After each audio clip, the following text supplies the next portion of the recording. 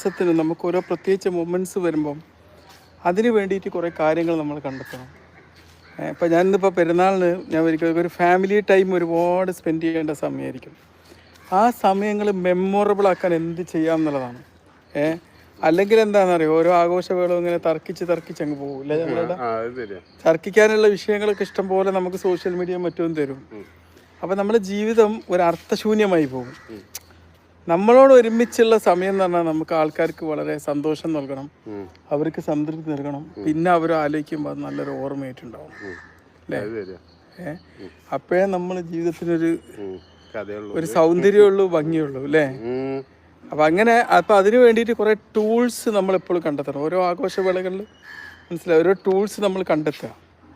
നമ്മൾ വെറുതെ ഇങ്ങനെ ഇതാക്കാതെ ആയിക്കോട്ടെ, നമ്മൾ ഓരോ ടൂൾസ് കണ്ടെത്തി കഴിഞ്ഞാൽ പിന്നെ എന്താ പറയുക, അതിനനുസരിച്ച് നമുക്ക് ഇപ്പം ഇന്ന് ഞാനിപ്പോൾ ഒരു